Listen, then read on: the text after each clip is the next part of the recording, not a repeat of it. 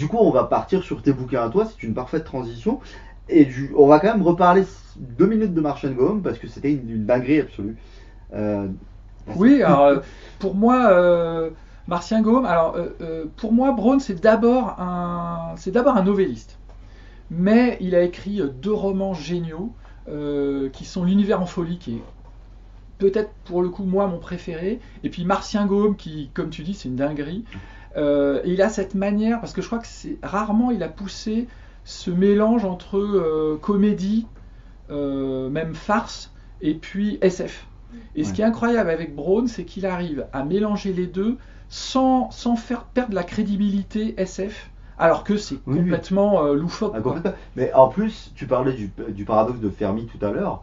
Là, c'est clairement une hypothèse possible sur le mode de l'ironie crasse au paradoxe de Fermi. C'est-à-dire que les Martiens, les Martiens se comportent vraiment comme les derniers salopards possibles. Quoi. Ils Ouais, arrivent, ou on plutôt comprend c'est pas pourquoi. des. Ils repartent, on comprend pas pourquoi, mais Ben, c'est presque en fait, c'est presque des lutins farceurs bah, de limite, quoi. fantasy. Des doppelgangers, Ouais, c'est presque des tricksters. Voilà. des lutins farceurs parce que il y a beaucoup de farces et ils sont marrants en fait. Ah oui, oui. D'ailleurs, ils sont rigolos Ils sont et ils appellent tout le monde Toto. Enfin, c'est vraiment, enfin c'est ouais. voilà. Et c'est ça qui est magique quand même avec ce bouquin, c'est parce que on a des Martiens qui appellent tout le monde Toto, qui sont passe-murailles, ils Oui, peuvent traverser les murs et tout, donc ils mettent le bordel partout. Puisqu'ils rentrent dans des coffres forts, ils divulguent des secrets, etc. Enfin, ils mettent le monde sans dessus-dessous, parce que en fait c'est ça le principe du roman, quoi. C'est le monde sans dessus-dessous. Ça les fait rire, Oui. Et ça les fait marrer de détruire la civilisation humaine. Mais il n'y a même pas de malice. Non, c'est non. vraiment C'est juste ça des arrive, lutins. c'est comme ça. Voilà, C'est c'est vrai, juste des lutins et ça marche. Alors que ça devrait pas marcher en principe, mais ça marche. Quoi. Ouais, donc le bouquin a quelque chose de magique, ouais, clairement. Et donc du coup, ça nous permet quand même aussi de passer sur tes bouquins à toi.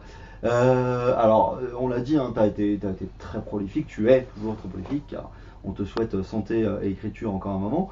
Et du coup, mais c'est vrai, et du coup, bah, on en a quelques-uns, là, Fred, si tu peux... Alors je pense que ça fait partie Ouais, de tes grands des- classiques. des grands classiques. Voilà. Un joli bottin. chefs-d'œuvre. Voilà, un Là il y a bouquin. 2 romans, c'est pour ça. Ah, il y a que 2 ça- romans. Ouais. Alors, là, ça, évidemment, il y a la couverture de Manchu. Oui. Voilà.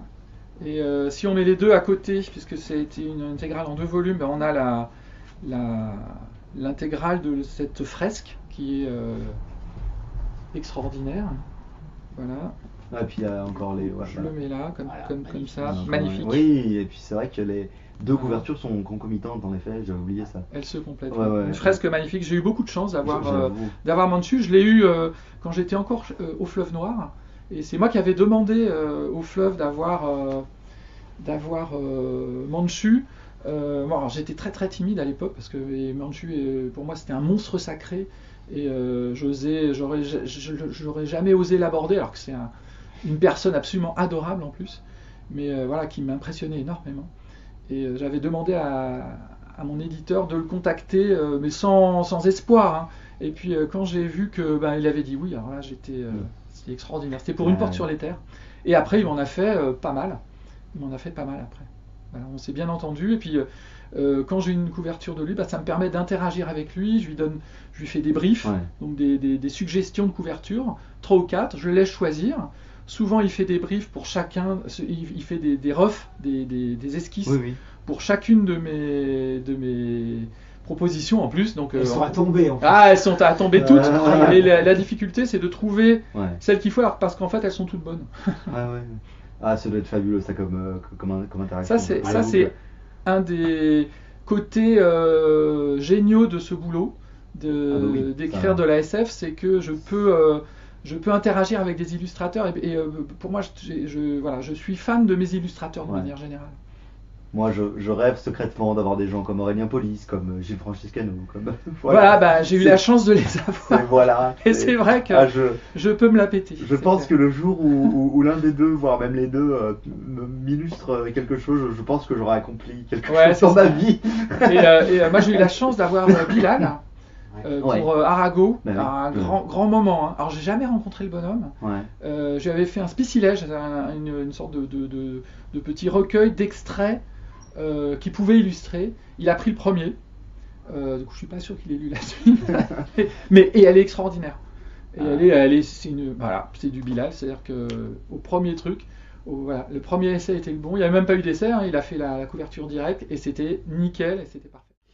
Du coup, ça permet de revenir un petit peu, de poursuivre un petit peu sur Aumale. Tu peux nous dire en quelques mots Alors Aumale, c'est ma première incursion chez les extraterrestres. C'est que jusqu'à présent, j'avais écrit peut-être 25 bouquins ou dans ces eaux-là de science-fiction, mais pour moi, le thème de l'alien, c'est quelque chose qu'il ne faut pas gâcher, et je me sentais pas les épaules d'amener un récit avec des extraterrestres, parce que c'est difficile. Traiter un extraterrestre sans être ridicule, sans être ridicule, en fait, c'est pas évident. Pour moi, c'est un thème difficile. L'altérité radicale comme ça, c'est une altérité qui procède pas de l'homme, qui procède pas de la machine, qui est réellement radicale.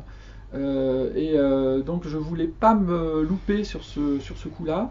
Donc mes 25 premiers romans, il y avait pas, c'est un univers purement humain. Et Aumale, ça a été pour moi la façon d'amener l'humanité à côtoyer des altérités radicales. Et donc, à travers Aumale, qui est un grand artefact spatial, un BDO, un Big Dumb Object, comme disaient les Américains, c'est un artefact spatial gigantesque, une coquille qui enrobe un soleil, une étoile centrale, et qui tourne sur elle-même un petit peu comme l'anomonde de Larry Niven, qui est une de mes grandes inspirations aussi, je dois dire, pour Aumale en particulier, mais d'une manière générale. Et donc Aumale est une sphère de Dyson qui est habitée intérieurement, donc avec une surface habitable intérieure de 60 millions ou 100 millions de fois la surface de la Terre à peu près. Alors l'humanité, elle occupe une sorte de petite poche atmosphérisée à l'intérieur qui ne fait que 10 000 fois la surface de la Terre, et elle partage cette poche d'atmosphère avec deux autres espèces, les Chiles et les Hodgkin, que je peux tout à loisir développer donc, dans 4 romans à l'heure actuelle, et pas mal de nouvelles, mais le cycle est ouvert et je sais que j'en écrirai d'autres. Voilà.